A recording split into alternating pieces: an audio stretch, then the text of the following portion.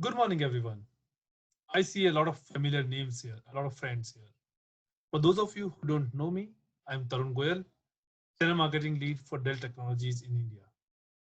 I'm glad to welcome you all to this edition of SalesAcumen workshop. The response to the previous workshops have been so amazing. I feel a lot more energized. I feel a lot more obliged to repeat the sessions on and on. We had over 150 delegates from more than 100 unique partner organizations and some very strongly positive feedback as well.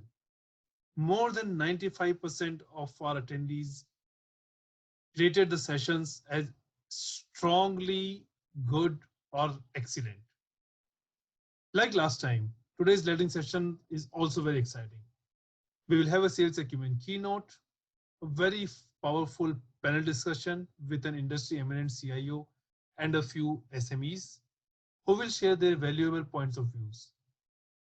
And we will have a Dell Technologies keynote session that will outline the curated specific value points that you would need as your MO to successfully sell right, sell better, sell higher to the customers. Please also note, this webinar also has a chat interface. I encourage you all to ask questions and to give feedback live to the SMEs via the live chat. Make the most of this learning session, make the most of this interaction session. Thank you once again and wish you a happy learning. Let's dive into the session now. I'm sure you will capture a lot more valuable insights from our speakers. Thank you.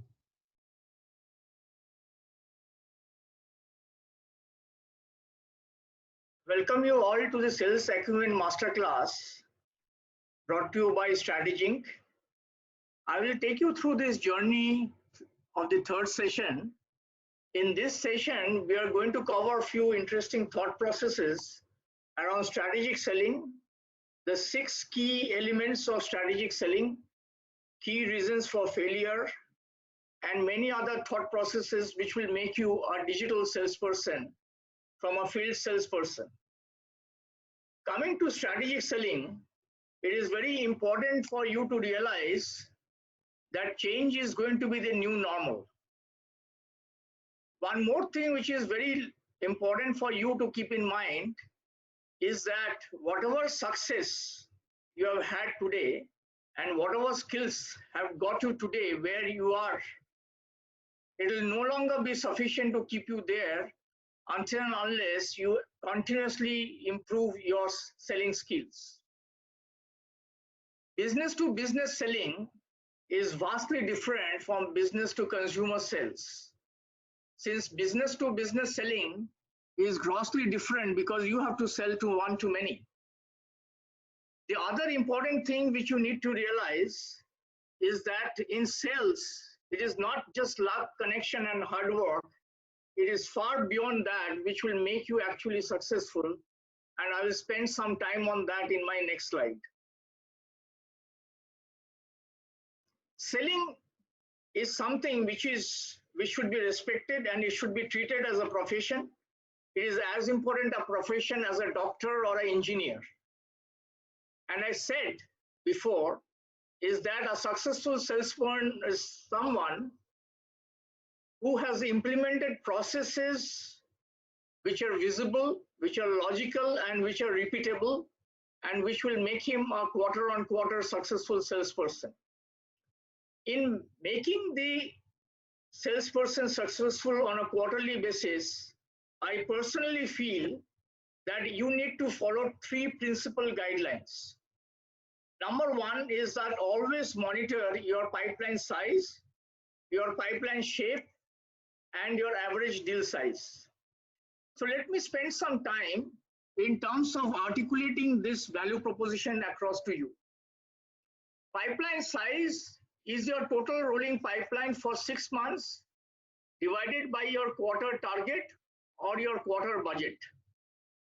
For example, if your total rolling pipeline is $3 million for 6 months and your budget is $1 million, then your pipeline size is 3. The industry norm for pipeline size should be between 3 to 3.5. Pipeline shape is something which is equally important for you to monitor. I've just articulated here what I mean by stage 1, 2, 3, 4, and 5. For effective communication between managers and individual contributors, oftentimes I have found that there is a very vague understanding and information flow between the IC and the manager, and at times we misinterpret the numbers without the qualitative parameters. It is very important for you to fundamentally decide on these 5 parameters: 25% being qualified bid, 50% bid submitted, 75% is shortlisting done. And I, as an account manager, feel that because of many reasons, I am far better equipped to close the deal than my competition. It could be that I have done a better POC, my proposal is better, my ROI in my proposal is much better, I have a big install base in this account, and many other reasons. 90% is when the LOI is in hand by official communication, either in the form of a mail or in the form of a letter. Oftentimes today, LOI is told as LOA, which is treated as letter of award. And 100% is when the order is logged in the system. And when I say order logging, it means it's a clean order, payment terms are clear, and the company accepts the order is ready to be logged. So these are the 5 different stages. So pipeline shape is stage 1 plus stage 2 divided by stage 1 to 5 into 100%. Ideally, your pipeline shape should be between 35 to 50% during the course of the quarter. If your pipeline shape is on higher digits, for example, if your pipeline shape is 75% towards the last month of the quarter, then it is highly likely that you are going to miss your number. Fundamental reason being that your numerator being higher than denominator, you will be focusing more on the development cases in stage 1 and 2, and you will miss out your quarter number. So it is very critical for you to keep a view of the pipeline shape and size as you go forward. It is also important for each one of the salespeople to also figure out that what is their average deal size at any particular point in time. The reason I say this is that every salesperson consciously should try to increase the average deal size in any sales cycle. These are the 3 critical elements which will make you successful quarter on quarter and avoid roller coaster ride. If you see point number 6 here, if you want to avoid roller coaster ride in a sales situation, you need to keep focus on pipeline size, pipeline shape, and the average deal size at all point in time.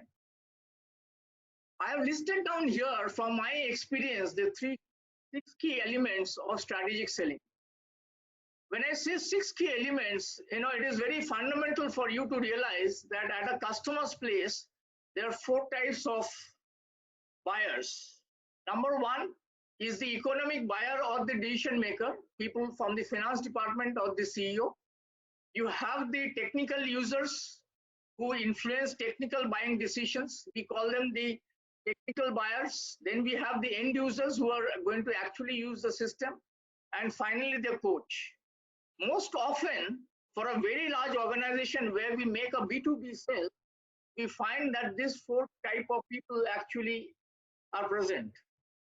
The earlier we identify the coach, the better it is for us in the decision-making cycle.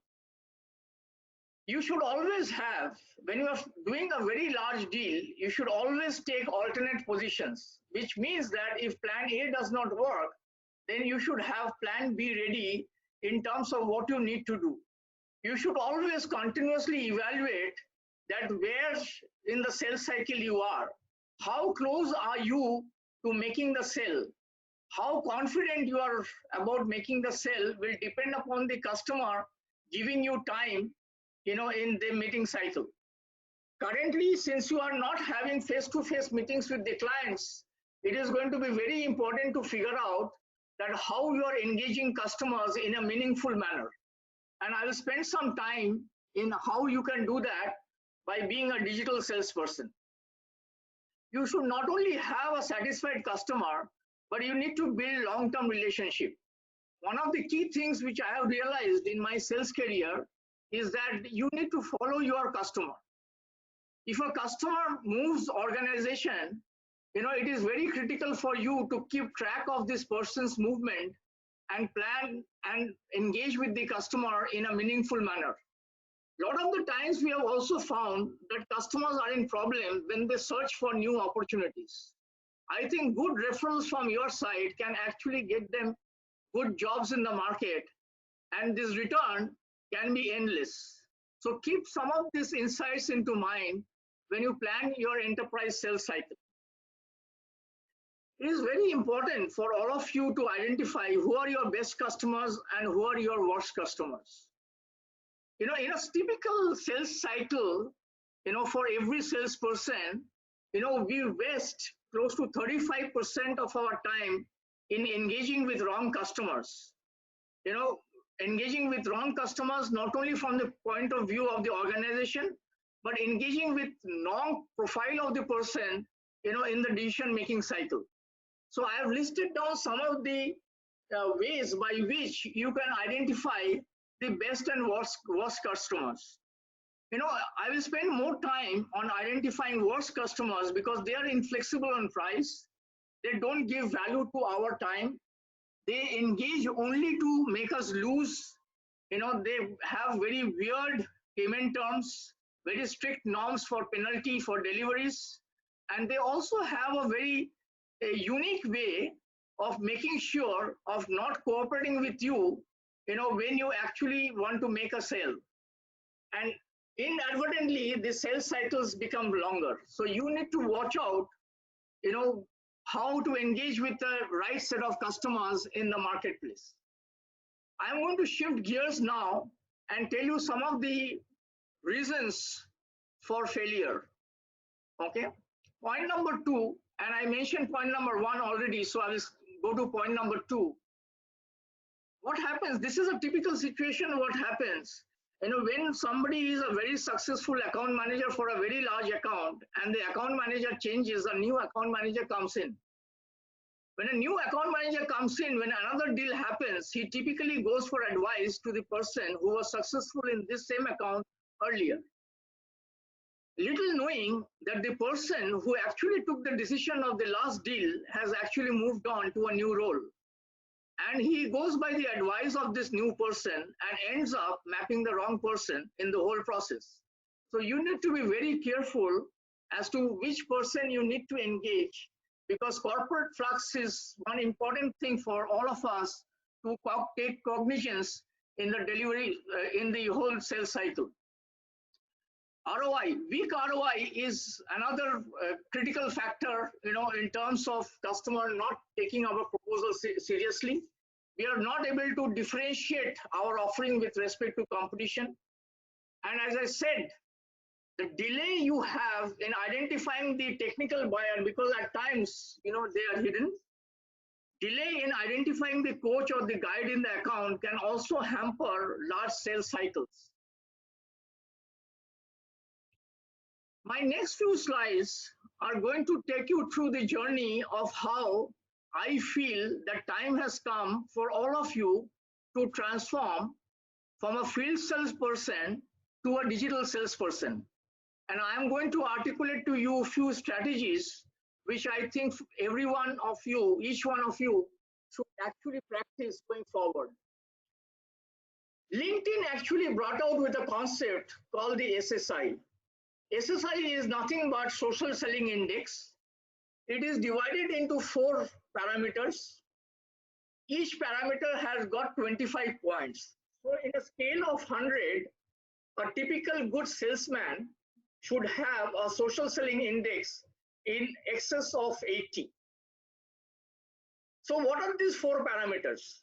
These four parameters are: establish yourself as a professional brand, identify the right people or the right customer on the social framework to engage with insights, which means that you can write valuable blogs and build your market value on the social media, and of course build strong relationship not only in the customer place, but in the partner fraternity.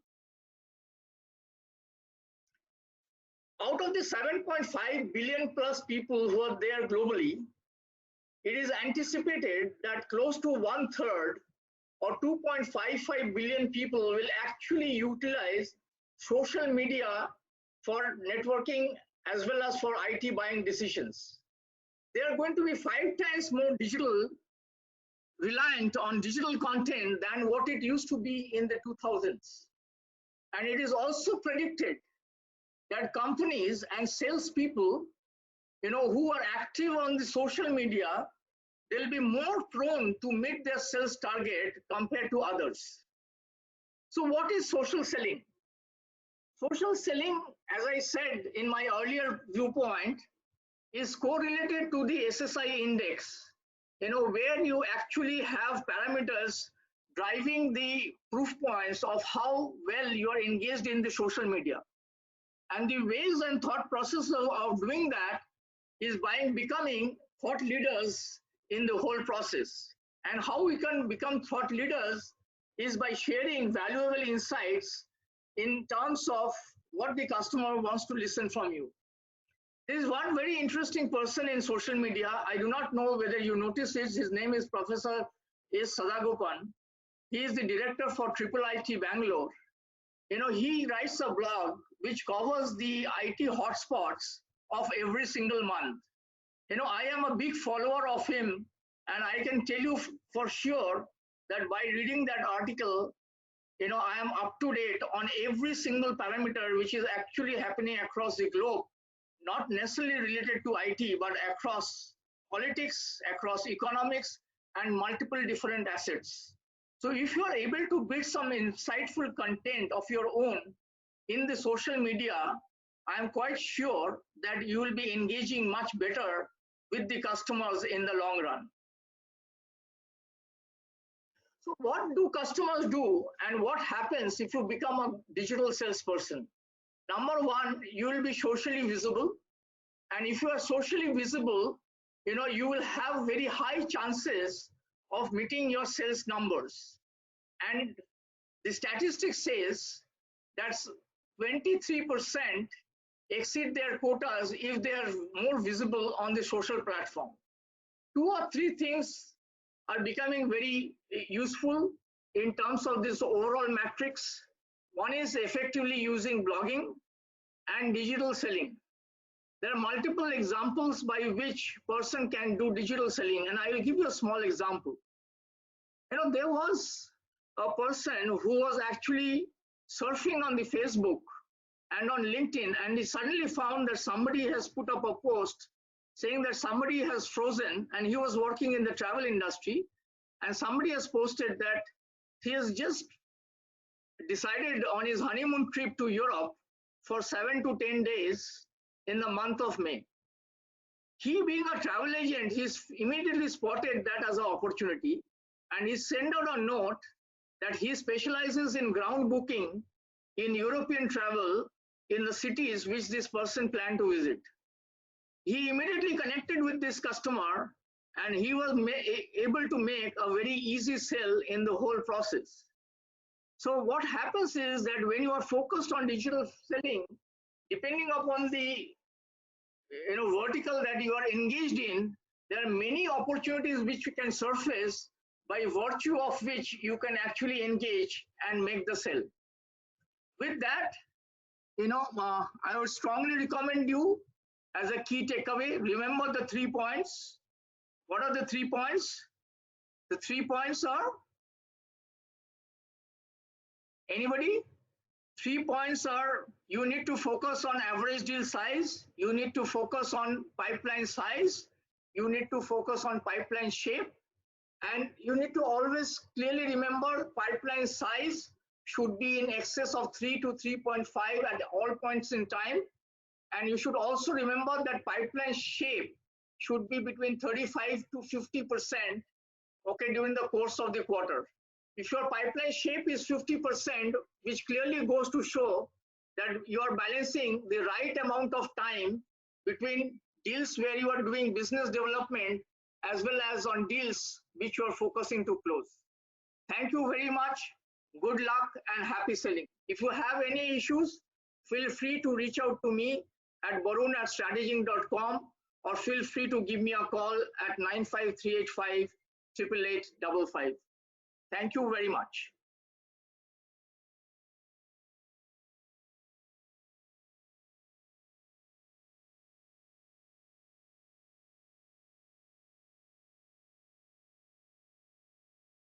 Thank you for taking time out for coming for the panel discussion on technology buying decision making during turbulent times. I would like to introduce the panelists here. We have Deepak Bhosle. He is the General Manager IT from Asian Paints. We have Vivekanand Manjuri. Vivekanand is the Brand Director for Client Solutions Business, Dell India. We have representation from Microsoft. Saji, my ex-colleague from HP, is the Director for M&A Alliances, Consumer and Devices Sales, Microsoft. And we have Rajendra Bedi. He is the Technical Solutions Specialist for Enterprise Client for APJ Intel. My first question goes out to Vivekanand. So Vivekanand, how does Dell ensure that customers have a comprehensive security solution for endpoints through the CHG portfolio? Sure. So the way the CSG portfolio is designed is we look at security across three pillars, right? We want to ensure we give you a trusted device. We ensure trusted user access to data and applications. And then the last part is how do you keep the data itself secure, which we call as trusted data. So within each of these pillars, if you look at the portfolio, along with the device, in addition to what we do on the data front, the device itself is fairly hardened from a software and a hardware perspective, keeping security in mind. So we offer, features like Secure ID, which is, hardware-based user credentials can be stored. We have something called Secure BIOS, which ensures your BIOS is hardened to ensure that it doesn't get compromised through something called off-the-host BIOS verification, which is very unique. And through a few other aspects, the device itself is extremely hardened and secure. Moving on to the second pillar, which I said is, trusted data access, user access. It comes through a part of the portfolio which we call as unified workspace, of which, VMware Workspace ONE is a key part. So essentially, it is the leading unified endpoint management software that takes care of the entire device lifecycle, specifically ensures that all, device health related aspects are managed in a very secure fashion. The third part, which I spoke about, is secure data, which is, through Secure Works portfolio, as well as, VMware Carbon Black, we are able to offer very robust solutions for, endpoint threat detection as well as remediation. So, in summary, across, basic endpoint software, security management, endpoint user access management, as well as hardening of the device at a, even at a BIOS level, we are able to ensure that customers who come to Dell get a very comprehensive solution when it comes to managing security. Thanks, Vivek, for putting together this three-pillar strategy from Dell. Rajendra, I have a question. I've been seeing that Intel has been doing a lot of pioneering work around endpoint and industrial security. Can you share some thoughts around that? Thanks, Barun, for bringing out these questions. Yeah, Intel has been doing quite a lot of innovations from a hardware perspective to bring security below the OS. Means if you look at today's environment, right, most of the attacks which happens on any client normally happens on an operating system or an application level. And what we normally as an industry do, put more applications or a virus kind of softwares uh, in a form of a software, and then try to mitigate the software-based issues, right? Which I don't think is the right approach, because you are trying to address the software issue by putting a more softwares. So what we in Intel are trying to do is put a security more at a hardware level rather than keeping it in a software. So as Vivek was mentioning some of the facilities or the technologies which Dell offers, like BIOS protection. So that's inherently is done on a platform level. And we have this specific build for business platform, what we call as an Intel vPro platform. There is a security whole plethora of security technologies which we build around that platform. and it comes under umbrella name of a hardware shield. So it provides you things like protecting your BIOS, protecting your other critical components, helping you to encrypt and decrypt the data from your storage devices, giving you a TPM on a platform which can be used for storing the critical components, and so on. So the whole logic is to get below the OS and provide a security so that nobody goes and tinkers with that hardware level. And thanks a lot, and as you rightly put, having security at the hardware level. Coming back to you, Saji, I've been observing the steady progress of Microsoft, when you were in the challenges quadrant, in the Gartner's Magic Quadrant in 2012, and from there, I clearly see you in the, Magic Quadrant, leadership position. So what is it that Microsoft did, between 2012 to 2019 to steadily progress into the leaders quadrant?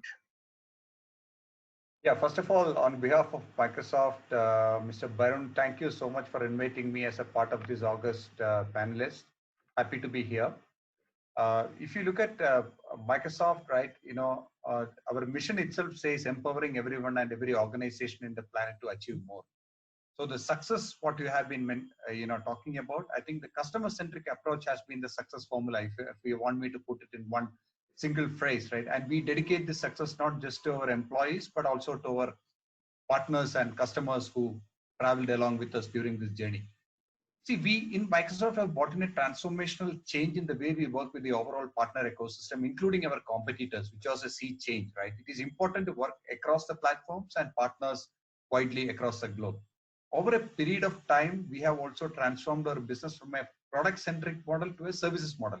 Because for a company, you all know, we are known for the Windows OS as most of its existence, right? This is not a minor change, right? Because today, our cloud services business contributes to a major share of our overall business with a very strong top line or a bottom line, if you look at it. And we also paid very close attention to issues like accessibility. So if you look at, we have instituted programs under the artificial intelligence technology to improve accessibility and have also focused on a responsible AI development as such. So like our CEO says, people no more respect tradition, but they respect innovation. So we completely dedicate this success to our employees, our partners and customers. Thanks for putting it together, Saji. Deepak, you have heard the seller story, and now we want to get the outside-in view from the customer's point of view as to what are the top 3 technology parameters, you decide, when you choose a technology partner. And my second question, and that's why I thought that I will ask you the last question. My second question is also associated with that is it different during this new normal times? Let me take the second one first. And it's indeed, before I start, it's indeed a pleasure to be in this panelist. We have been really hit by an unprecedented crisis, and now as we come out of it, we know we have a new playground here, playground full of uncertainties, and Asian Paints is coming out strongly out of this. I guess if I talk in general, a lot of CIOs would have really been hit by this, and if they would have not made the right investments, and clearly when you're suddenly faced with enabling your entire workforce on a remote basis and you've not made adequate investments, it's a very bad situation to be in. Fortunately, we've been making the right investments in security, and we're well prepared for such situations. Just that it was a matter of us in terms of increasing the licenses on security solutions we had. So in that sense, we've been coping well with this the situation. While I see a lot of corporates having secured their local area networks or wide area networks, now you have a new element called the home area network, and that is a challenge, which because previously corporates never actually bothered to look at the vulnerability which probably existed in the home area networks. And I see lot of practices and processes would get in place wherein you would start auditing some of these devices which are connecting from homes. You're not going to allow them unless there's a certain level of security policy application on these devices. One critical element which I think a lot of CIOs are doing, and even Asian Paints has been doing, is education. Because of this entire pandemic, you've seen the number of threats suddenly increasing.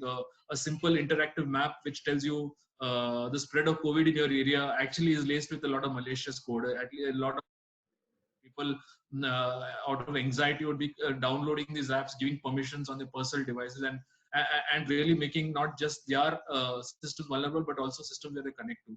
So we are running a lot of these educational series across the organization. We have really increased the pace at which these series are getting rolled out to employees, educating them, asking them to be safe about these things, because these are times where you really need to up the level of security. Now, coming to what we look when we evaluate solutions, I guess in the new normal, we really want people who are ahead of the race, who really are prepared for.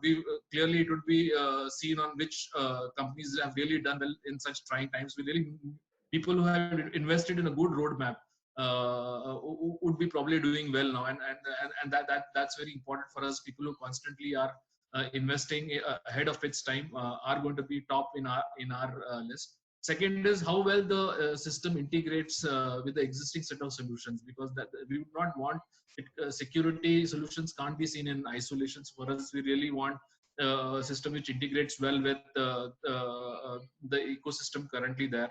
It is able to integrate well with the security operation centers, which keeps monitoring our setup.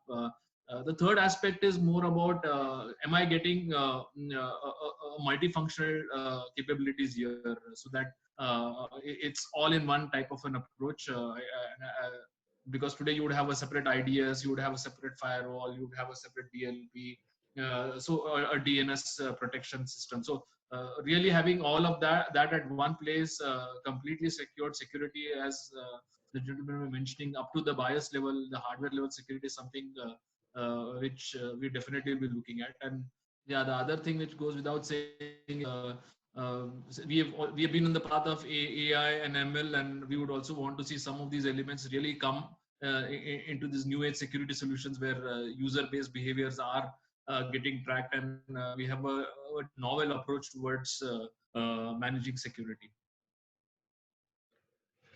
Okay, so Deepak, one point which I want to mention, your video quality is breaking at times, so you may like to do some adjustments there, okay, and rest of the things are fine. So if I have to summarize, okay, if I have to summarize what you actually said, so your technology buying decision is based on how good is the roadmap, system integration features with the existing environment, multifunction capability, and the new age solutions around AI and ML. So I think it's a very clearly well-defined goals. And coming back to your Rajendra, just one quick one. Intel offers threat detection technology, right? So I just want to understand what it means to the customer.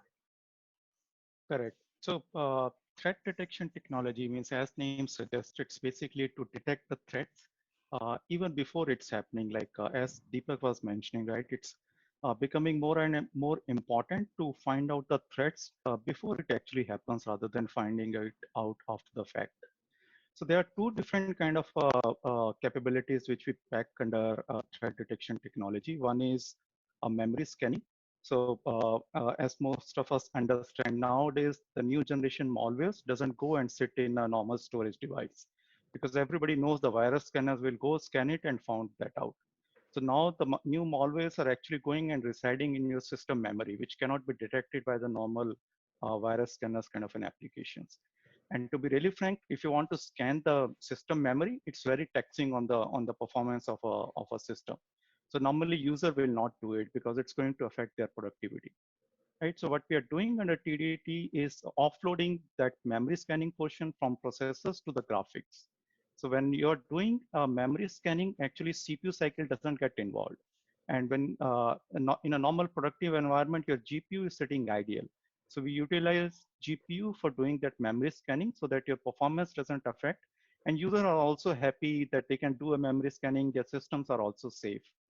The second part is telemetry, right? Or using those capabilities. So whenever an application is running on Intel CPUs, right, there is a pattern, there is a lots of low-level data which get generated by that application. So that data actually can be utilized to monitor if there is any anomaly in the application behavior, so that you come and detect it before anything unforeseen happens. And we are actually we have already worked it out with Microsoft, and Microsoft Defender solution actually utilizes both these capabilities. So if you are on a protected hardware like a vPro platform utilizing Windows 10 as an operating system, Defender will go and utilize both these capabilities and give you an protection against these kind of an attacks. So coming back to you, Vivek, you also have Dell data protection. So what does it mean for the customers?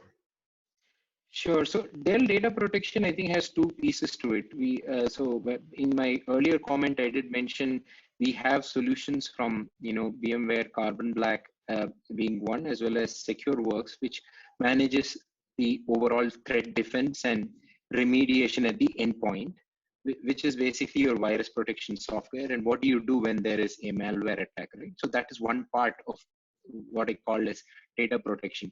The other critical piece is, Dell has always had in its portfolio what we call as Dell data protection enterprise version of encryption softwares. We call it DDPE.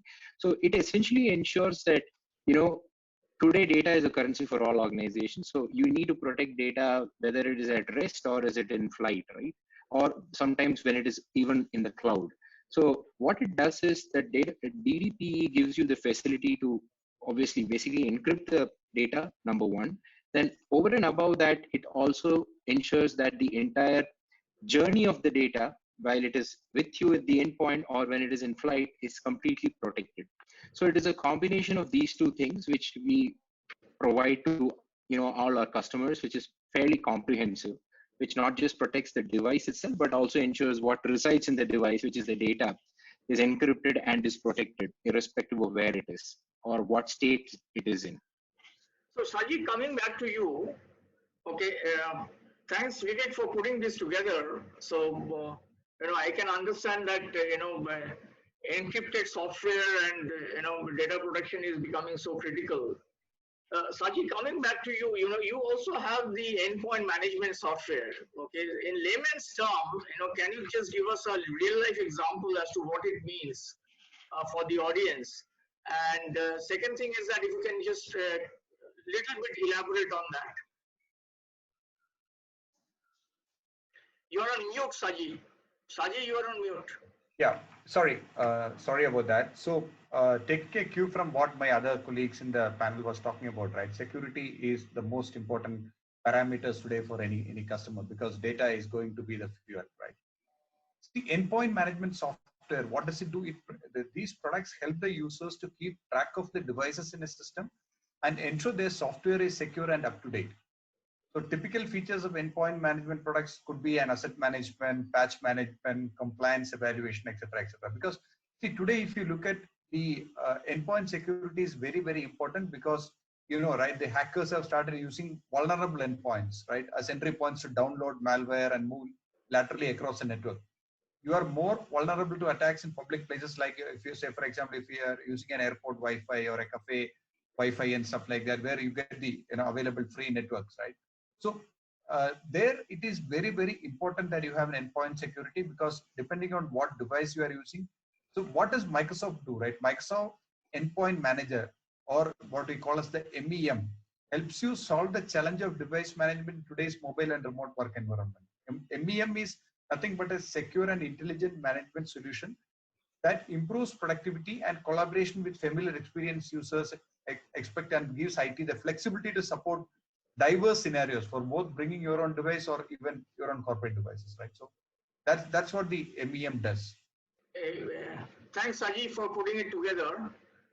Everybody is keen to hear about your supply chain story, and how complex it is, and what is it that you do from IT. in terms of innovation to make it going? I think Asian Paints has always been ahead when it comes to technology, and over the last many years, digital has been a focus. So we've been looking at digital to bring in efficiencies in our supply chain. We're looking at digital to create those wow experiences for our customers, may it be on the website or our retail stores. Also looking at digital to see even if we can actually come out with digital products which complement our physical offerings. The supply chain cases have been well published. We've really have some of the best forecasting engines which are able to really predict a lot of our sales, and hence it brings a certain level of inventory optimization across. Uh, one thing which has really worked for us is in terms of having the tinting machines at our retailers that allows the retailer to have an optimal inventory which helps him tint a shade which the customer demands on a on demand basis. So that has allowed us actually to service the customers within 4 hours from an order is placed. So very few supply chains in the world, especially paint supply chains, can actually deliver within 4 hours of an order getting placed. So I think the type of investments which we've been making over the last 2 decades has really put us in a position where probably we might be having one of the best supply chains today. But what I would like to really want to mention here is it's more the way we are looking at it is as I speak, we are getting into from being a paints and a services company to being a decor products and services company. And today we are in a position to offer a kitchen, a bath, and all elements which make a home beautiful. So that's where we are really leveraging technology in terms of helping our customers make better decisions, helping them visualize their beautiful homes before them, and once they're putting on them to the right partners for execution. So I think you have got a role model in terms of supply chain efficiency and the kind of automation and tools that you have brought to the retail showrooms. It is amazing. Coming back to you, Vivek, just a quick one, and we need to be sharp and quick on this. Vivek, tell us something about your unified endpoint management. Sure. So one of the pillars we spoke about, right, as part of the entire end-to-end security, portfolio itself is the unified workspace solution, which we brought earlier this year. So what unified workspace does is it gives you the facility to, deploy a device to end users and ensure zero-day productivity, right? So how do we do that? So today, through a combination of VMware Workspace ONE, one of the leading endpoint management softwares, along with a Dell machine, you can actually provision that software from the factory itself. What that means is the device reaches the end user pre-configured with all the basic applications and even the corporate image that you would require with all the security policies. So our research indicates that you can save anywhere between 30 hours to 2 weeks in large scale organizations in getting an employee productive, right? So the whole approach to user access and management is largely around how do we improve user experience through VMware Workspace ONE. VMware Workspace ONE needs no introduction, but specifically what we've done at Dell is it gives you the ability to manage the device lifecycle, be it ensuring the device is healthy, getting the right security policies flushed out, ensuring software patches and updates are applied on time. More importantly, you also get access to below the OS controls, things which are as granular as setting the, getting settings on the power manager and things like that. You can even adjust Wi-Fi settings through integration with, SCCM. So that makes it a very compelling value proposition to bring, I think, something we really cherish and call as zero-day productivity, where IT's operational complexity is significantly reduced and you get more value out of IT's capacity. Yeah, thanks for putting it together. Saji, a very quick one. What is Office 365 ATP, Advanced Threat Protection?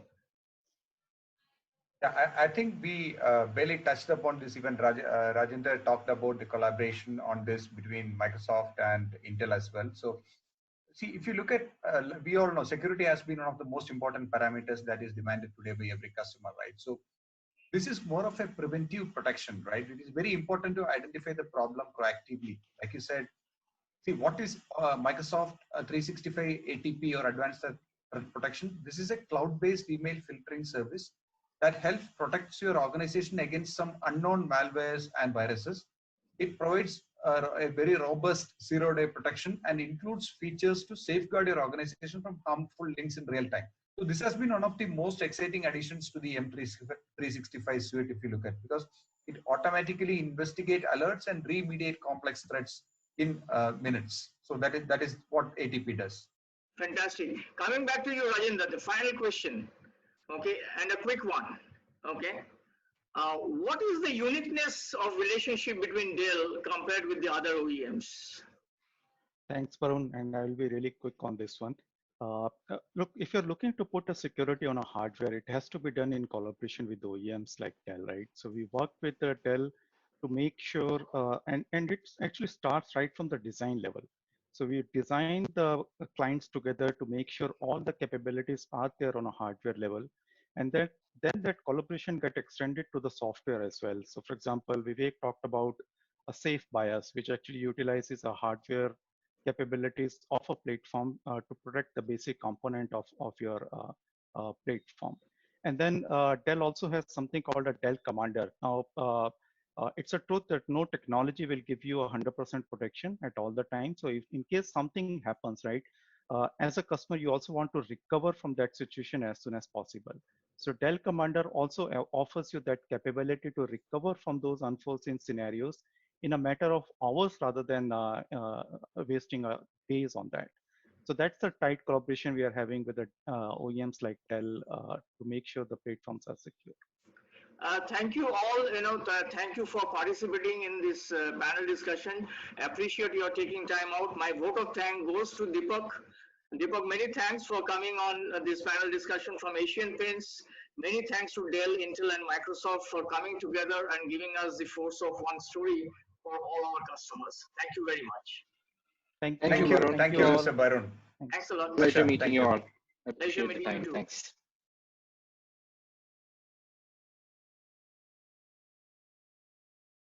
Wow, those were some really powerful discussions. I'm sure all of our participants, all of our delegates have captured some strong insights and definitely some actionable inputs that they can use when they are going for the next round of conversations with their colleagues and with the customers.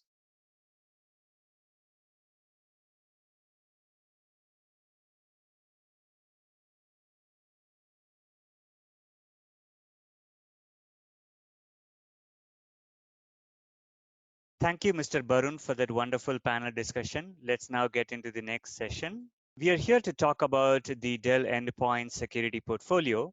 By way of quick introduction, my name is J.R. Balaji. I am the Senior Manager of Product Marketing at the Dell Technologies handling the Unified Workspace portfolio. I have spent close to 13 years in the APJ region, more specifically in India, and my last assignment handling the commercial notebook portfolio. So it's so glad to be here talking to you all, very valued partners of ours. I want to begin by stating that cybersecurity can no longer be an afterthought. It has to be intrinsic to the IT infrastructure. Now, what do I mean by that? If you look at the evolution of endpoint security, from the time when the industry was battling the viruses and malware, obviously the industry has evolved quite a bit over time. The threat actors have become much more sophisticated. Their attack techniques are far more sophisticated than ever before. You also have nation states that are very much part of this cyber warfare. All this has made it extremely difficult for most of your customers to really and efficiently deal with cybersecurity and specifically endpoint security. At Dell Technologies, we have made a considerable amount of effort over the last several years, building a very wide and comprehensive portfolio, but more importantly, integrating those portfolio better so that organizations can derive better value from our solutions. Now, when we talk about security, you cannot talk about security without talking about the modernization efforts that most customers are going through, right? As we talk about workforce transformation, you cannot have workforce transformation without having a security transformation. Now, what is workforce transformation? It is when organizations have the ability to allow their employees to have access to data and applications on any device of their choice from any location that they choose to work from, and also freely share and collaborate without necessarily having a lot of security issues. That's really the ultimate goal that every organization and every customers of yours is also marching towards. But as you can see here, even as you modernize the end user computing infrastructure by providing personalized hardware, making the employees productive from day one, getting them an optimized performance and all that.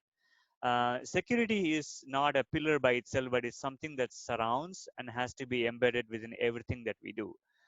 Which is how we look at security. It's not just a bunch of tools that you add on top of the existing infrastructure. It is a way of designing the infrastructure with security in mind. This is also important that I talked about this shift that the cybersecurity industry has gone through and the organizations have gone through. Um, 10 years ago, most organizations lived in what we call a perimeter centric world, whereas all of the users and data were within the perimeter behind a firewall, and you needed a very good firewall to protect the environment. And that is no longer the case. As you can see here, data is no longer on a computer we own or on a network we control. You have access to an application on your phone, on a cloud application, that is your perimeter. So that has changed the paradigm of how organizations think about security and how they protect their environment. But as the saying goes, that cybersecurity is like an arms race. It continues to happen as IT organizations build better and better defenses to protect themselves. The adversaries are also building better offensive techniques, and this is a constant battle that organizations are trying to contend with. I also want to ground us on the fact that cybersecurity has always been and will always be about reducing the attack surface. So, what are the attack surfaces, right? So, every point of vulnerability an organization has is an attack surface. They have more devices that exposes increases the attack surface. They have access to data and applications on any location. They have a lot of users that would like to freely share information. All of that introduces increasingly the attack surfaces that organizations on one side are trying to actually reduce. The reason for bringing this up is the fact that while at Dell we can have conversation with customers about tools that we have in our portfolio, the ultimate goal of all of this is not just to give customers a couple of tools and call it the best security, because it's much more complex than that. So we are here to comprehensively help customers reduce their attack surface, which means we have to stay a step ahead in terms of designing the solutions, look at new and emerging threats, and find ways to solve for them. We will obviously get into more details in the subsequent slides. Now, when it comes to endpoint security, there are some really big challenges that your customers are faced with. The first one here, it takes about an average of 108 days to find hidden stealth attacks that happen on the organization. That is the precious amount of time that organizations lose, and that makes all the difference between whether they can stop a data breach or they cannot stop a data breach. It's a big concern. User behavior is again very important. As I said earlier, as more and more millennials enter the work phase, as the need to share and collaborate upon cloud and other solutions increases, it also significantly increases user behavior related errors or sometimes even malicious behavior that causes organizations a lot of uh, problems. And last but not the least, I would say that um, the industry is faced with a huge labor shortage. This is a big deal. About 3.5 to 4 million shortage of qualified security analysts that knows how to look for hidden threats in organizations, and that is something that organizations continue to find ways to solve for. I mentioned earlier about reducing the attack surface. Now, one of the things I mentioned also is that reducing the attack surface also means that we have to look ahead, not just solve for the security problems that exist today, but also solve for the ones that are emerging very fast. Even we were surprised when we did this survey that we found that about 63% of the organizations had experienced some form of a data compromise or a breach, primarily coming from a hardware related vulnerability. This is a much ignored area of endpoint security. Most of the vendors in the market focus on above the operating system around protecting the apps and data and so on and so forth. Not much effort has gone into protect the actual hardware itself. Dell is pioneering in this area and making headway in terms of providing many different solutions that I will talk about to really help customers in this space. Now, this is very important. As I said here, the data compromise can happen through various means. You have all these different layers of endpoint security, starting from supply chain to hardware and BIOS, and all the way up to data and apps. Now, you can have attacks happen on any one of these. Merely focusing on data and application layer does not provide organizations the security they need, which is why at Dell, we look at it much more comprehensively. And as you can see on the right hand side, we have solutions to address starting from supply chain all the way to data and applications. These are through Dell unique products, sometime across from Dell technology companies, and also with some valued industry partners. If you see here below the line is what we call below the operating system layer. And that is, as I said, a much ignored area of cybersecurity. We are making considerable amount of progress in building solutions that are Dell unique, but also sometimes industry partnerships with the likes of Microsoft and Intel. So that's where we build a lot of differentiating solutions.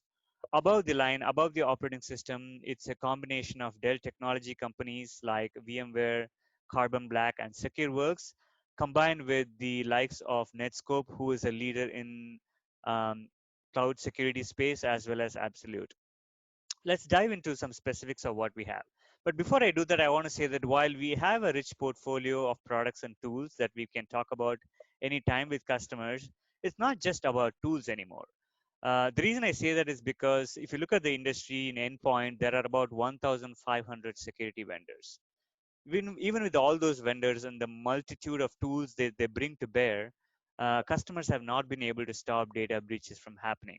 So the value of cybersecurity as what Dell can provide to customers is not just going to be merely in providing a bunch of tools, but in the ability for us to collect, analyze, and respond to the telemetry that comes from all of these, giving customers that broad set of visibility, whether it is below the operating system or above the operating system, with as few tools as we can. Trying to do more with less is what we are all about. Now, this is the what we call the Dell Trusted Devices portfolio or endpoint security portfolio. As I said earlier, below the line, we have three brand umbrellas, if you can call it. We have Safe ID, which focuses on protecting the end user login credentials, especially when you have a multi-factor authentication. We also have Safe BIOS, which I will spend some time on. It's our effort to protect the entire below the operating system layer, whether it is the firmware, BIOS, and hardware related vulnerabilities. We have a plan there. And then we also have Safe Screen, which is about privacy and camera shutters and all that. Above the line, we also have three more solutions. We have Dell Safe Data, which is basically protecting data, both the data that sit on your devices, but also the data that you put on the cloud, public cloud services. We have Safeguard and Response, which represents our threat management portfolio. This is primarily led by VMware Carbon Black as well as SecureWorks. Focuses on external threats, whether it is simple malware, ransomware, or the most complicated cyber attacks. This portfolio is designed to address that. And last but not the least, we also have VMware Workspace ONE that plays a very important role in providing customers a safe and secure digital workspace, including the ability to have contextual access, depending on where the users are or what information they should access. You can put those policies in place. Let's get into some specifics now. So Safe BIOS, as I said, Safe BIOS is our effort to protect the below the operating system layer, whether it is the BIOS itself or the firmware and so on and so forth. Now, as I said earlier, this part of the endpoint security ecosystem is not very evolved. And that's where I think Dell can really help our customers. I asked this question to a lot of customers I talk to, whether they're mid-market or the large customers. A lot of them don't have visibility to what is going on below the operating system. If their BIOS was compromised, or if they have a component that has a vulnerability that already exists, they have no way of even knowing, let alone solve or protect the system from it. So as a result, we are building a rich set of capabilities to prevent, detect, as well as respond to these threats. Now, there are industry partnerships that you see here, like Intel BIOS Guard or Boot Guard, that we embrace.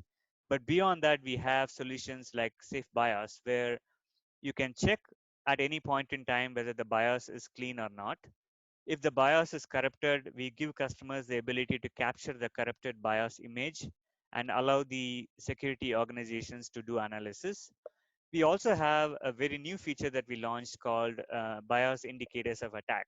What that does is, if there are a series of changes happening to BIOS that were malicious in nature, you want to know, right? If those sequence of changes happen, that indicates that a potential attack is coming. Um, this solution will alert the IT administrators so that they can take rapid action. Now, again, it's just not about providing tools, that's just one part of it, but also then allowing this information to be surfaced in various tools. For example, this safe BIOS verification is already integrated into Workspace ONE, which means a customer that is using Workspace ONE as their management console can deploy safe BIOS, see the alerts, and take action. We also just yesterday launched an integration with Carbon Black, which means if you are using a Carbon Black audit and remediation tool, you can see the same information and act on it. So as I said earlier, it's not just about building a rich set of tools, but also giving the ability for these tools to talk to each other with the different management consoles, so organizations are better prepared to deal with the modern threats. And this is something that I see very well resonates with customer. This is an area that most other OEM vendors do not have a lot of play in, and it's Dell unique, and Dell has a fantastic set of solution here that you can talk to your customers about. Safeguard and response represents our, and as I said, threat management portfolio. I'll get to this slide. Again, we have a very comprehensive set of solutions under threat management. So the easiest way to explain this is, if customers want to protect most of the modern malware or ransomware threats, they have to have a basic lock and key like a next generation antivirus. So we use Carbon Black here, which provides artificial intelligence based tool that prevents about 98-99% of all types of malware. But as I said, there are more sophisticated attacks that happen. And if and when they happen, you want to constantly record any behavioral change that happens in your environment. That is where the behavioral EDR and the enterprise EDR comes in. Depending on whether you want to record only when there is an alert, or if you want to record on a continuous basis, these tools provide your customers the ability to provide a very rich set of telemetry that their security teams can analyze and see if there are any hidden threats. But last but not the least, you also have managed detection and response. And this ties back to the mention I'd made earlier about the lack of qualified security professionals. What managed detection and response does is allows somebody like SecureWorks, who has a deep bench, 20 years of experience in analyzing and finding the needle in a haystack. They can come and be the eyes and ears for your customers and look at all of the telemetry coming from the EDR and take action. So again, those are all different tools available. There are different ways in which we package and sell this to customers. So definitely the Dell account managers can help you with that. And last but not the least, we also have incident response. Incident response is something that every organization should have because it's only a matter of time that they will experience some form of a data incident or a data breach.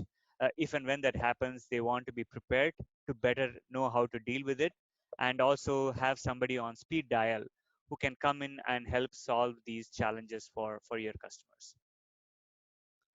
And then we get into safe data. Safe data is our effort to protect the data, whether it is on the device or on cloud. For the device itself, we have an encryption portfolio that we have had for many years now. I will not go into a lot of detail there. That's available for you all to offer with the Dell devices, commercial desktop or laptop devices. But beyond that, we also have the challenge of cloud security. As I said earlier, there is a rapid migration to cloud and public cloud application. There are multitude of cloud accounts that organizations use.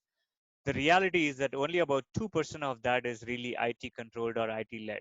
If you take your example, if you open a cloud application, get a free sign in, and you start using it for your work, before the IT organizations realize that they are putting valuable company information on those cloud services, which is a big concern for about 93% of the organizations.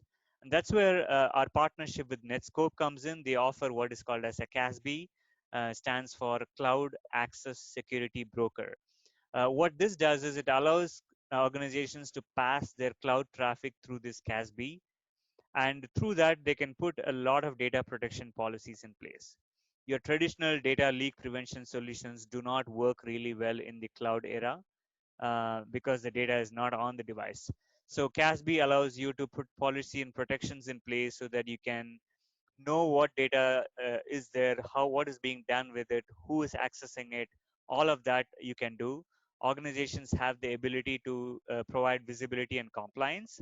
And not only that, if there are threats in the cloud environment, they can also analyze and take action.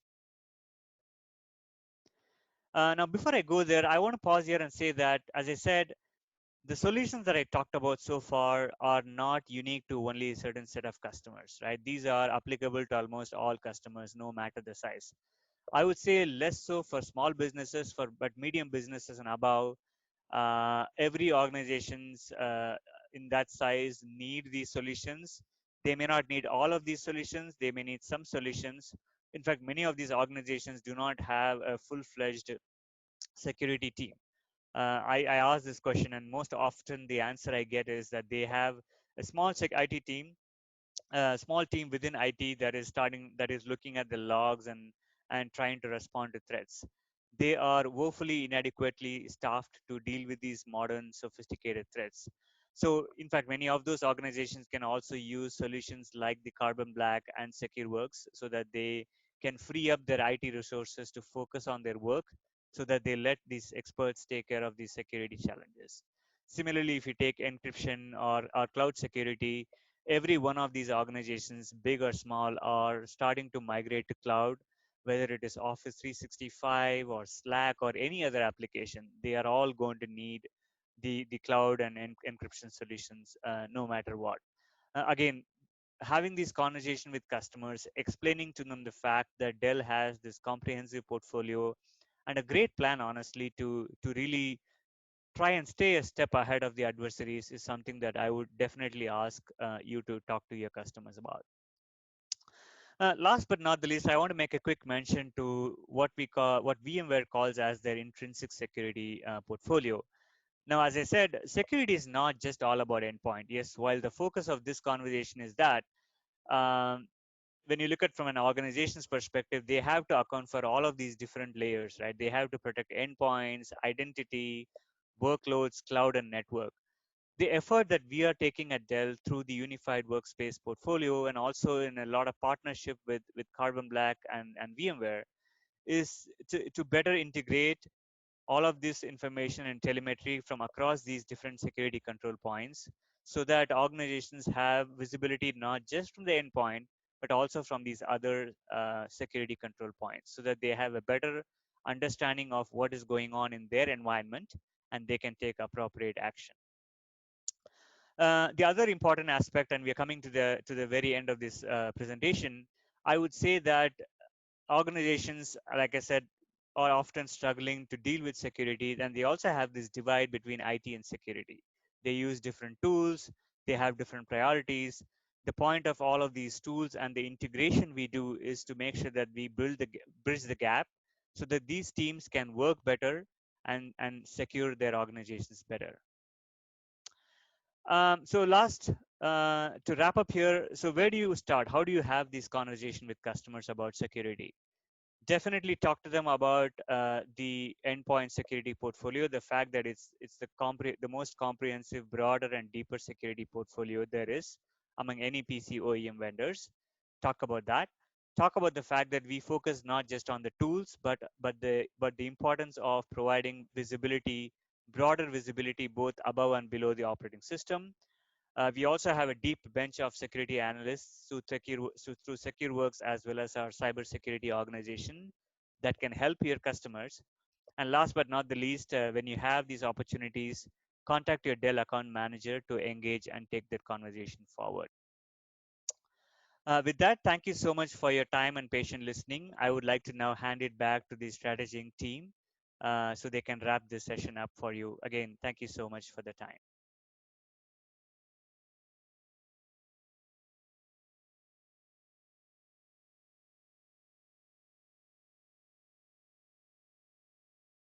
Hi everyone, glad to see all of you once again. I'm sure you all enjoyed this SalesAcumen workshop masterclass as well. And this was as energizing and learning as the previous ones. Surely it was for me. In case you missed the previous sessions, please ping me. We'll be sharing the recording links subsequently. Now the final and the most rewarding round. We have a very interesting quiz coming up. It will be displayed on your screen. You will see a few simple questions with multiple choice answers. Please make your best attempt. Respond with your answers to each of those quiz questions. And we have some exciting prizes for the top winners of the quiz session. With this quiz session, we will wrap up today's SalesAcumen workshop. But before you sign off, you will also see a few instructions on how to access the feedback form, should you wish to give some feedback to us. And we'll be more than glad to hear some feedback from all of you.